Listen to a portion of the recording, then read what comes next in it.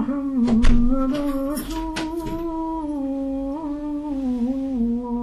walhamdulillah wassalatu wassalamu ala rasulillah sallallahu alayhi wa sallam. Allah le Très-Haut nous dit dans le sens du verset: nulle contrainte en religion, la ikraha fid-din. Mes chers frères, mes chères sœurs, ce verset suffit à chacune et chacun d'entre nous pour témoigner de la grandeur et pour se vanter de cette religion. Pourquoi? Parce que quand Allah dit nulle contrainte en religion, ça nous montre que chacun est libre de pratiquer ou de ne pas pratiquer. Chacun est libre de croire ou de ne pas croire. Chacun est libre de choisir sa religion. Il faut bien regarder dans quel contexte ce verset a été révélé. Avant l'islam et avant l'arrivée de ce verset, chaque pays dans le monde était lié à une religion. Et aucune autre religion était autorisée à être pratiquée dans ce pays. On prend n'importe quel pays, il y avait une religion majoritaire et toutes les religions minoritaires étaient interdites de pratiquer. À tel point qu'il n'y avait pas d'autre lieu de culte que la religion du pays. Les autres lieux de culte n'étaient pas autorisés. Et quand l'islam et Allah nous révèle ce verset, c'est pour révolutionner le monde. Nulle contrainte en religion. À tel point que chez les musulmans, et on peut le regarder même dans nos pays d'origine, on peut trouver des églises à côté de mosquées. On peut trouver des synagogues, on peut trouver des temples. Pourquoi?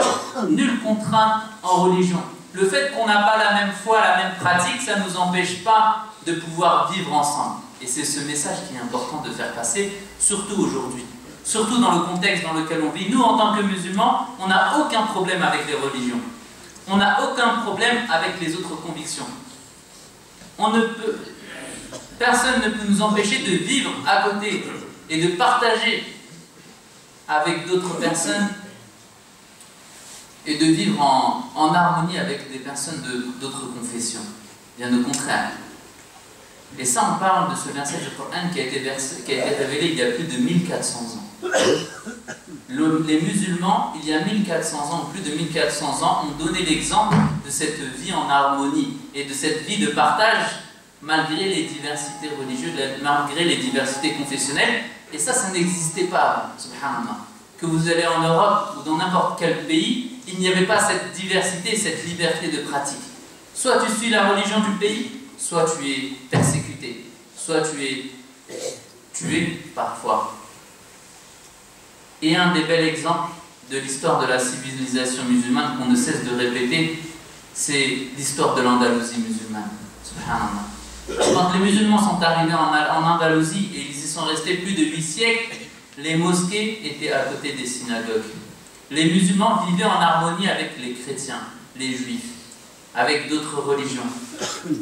À tel point même qu'en Andalousie, quand cette terre était musulmane, le gouvernement musulman construisait des églises pour ces minorités. Le gouvernement, à tel point, il construisait. Et il y a des églises où il est écrit en arabe encore. Des traces, vous allez en Espagne, en Andalousie, et vous allez en trouver. Où c'est le gouvernement musulman qui a investi pour construire ces mosquées. Et c'est ça, c'était il y a 8 siècles. 8 siècles d'entente et de diversité religieuse. Et c'est ce message qu'on doit porter. Et cette entente, elle peut y avoir lieu uniquement si on ne force pas l'autre à pratiquer notre religion. Si on ne force pas l'autre à le convaincre que je suis sur la bonne voie et toi tu es sur l'égarement. Non. Ça, il faut laisser à Allah subhanahu wa ta'ala. Qu'est-ce qu'Allah nous dit dans le sens du verset?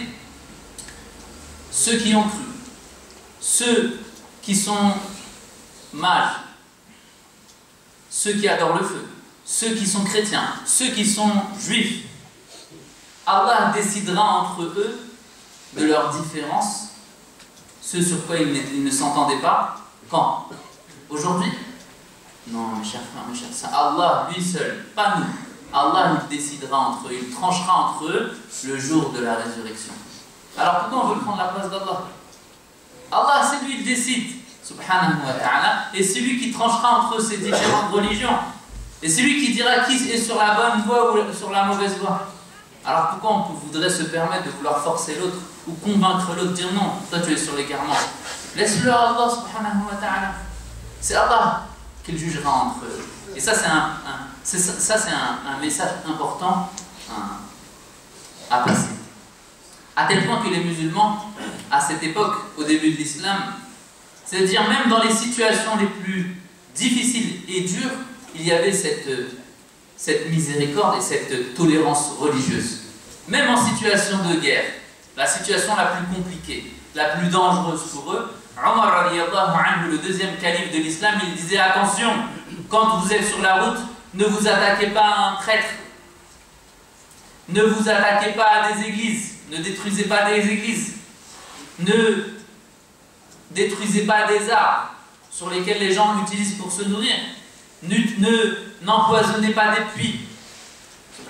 Il leur donne des comportements à adopter en tant que musulmans, même dans la situation la plus complexe qui est l'état de guerre. Alors imaginez-vous en état de paix. Mes chers frères, mes chères sœurs, il faut bien comprendre que si Allah aurait voulu, il nous aurait fait une seule et même communauté. Si Allah l'aurait voulu, il n'y aurait pas de divergence et de différentes religions. Mais c'est Allah qui décide. Et Allah, il jugera entre nous le jour du jugement dernier. Et cette tolérance de l'islam et cette beauté de l'islam, même certains non-musulmans en témoignent.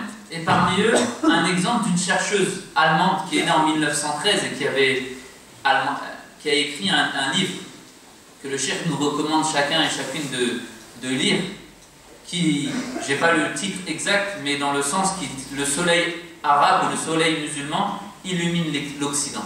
Cette chercheuse, doctoresse, qui a étudié l'islam, qui est partie même vivre au Maroc pendant la Seconde Guerre mondiale, qu'est-ce qu'elle dit dans son livre? La première des choses, c'est qu'elle remercie les musulmans. Et elle remercie, subhanallah, elle n'est pas musulmane, mais elle remercie les musulmans. Pour quelle raison?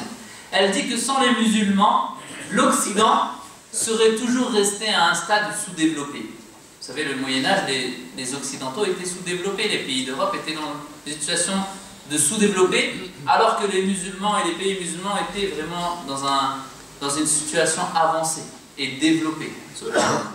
Et elle dit que grâce aux musulmans et grâce à l'islam, les mathématiques, la médecine, l'astronomie et différentes sciences ont été avancées et ont permis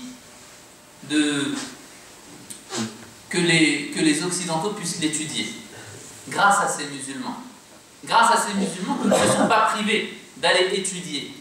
Même d'étudier tous les récits grecs et de traduire tous ces textes de sciences de la Grèce, de l'Empire romain, subhanallah, et que les non-musulmans et les occidentaux ont pu étudier grâce à ces musulmans. Regardez, une non-musulmane témoigne de l'ouverture de l'islam. Et ça, c'était avant. Quand l'Occident était endormi, alors les musulmans étaient éveillés, masha'Allah, investis dans les sciences, investis dans la recherche, investis dans la découverte. Puis quand l'Occident s'est réveillé et a pu profiter de ces sciences des musulmans, alors les musulmans se sont endormis. Alors les musulmans se sont endormis. Comme on voit aujourd'hui, la plupart des pays musulmans font partie des pays sous-développés. La plupart des pays musulmans ne font pas partie des pays de science. Subhanallah. Donc mes chers frères, mes chères sœurs, un aussi message parmi les différents messages qu'on a à passer, c'est que nous, cette communauté, c'est la communauté de la science et de l'apprentissage. On doit se plonger dans les sciences. Il n'y a pas une science interdite dans l'islam. On doit apprendre. Iqra, Allah dit, le premier verset qui a été révélé à notre prophète, alayhi salatu wa salam, lis. C'est la communauté de l'apprentissage. Et il n'y a pas de limite à apprendre. Il n'y a pas des choses ou des livres interdits dans l'islam. Non, apprends.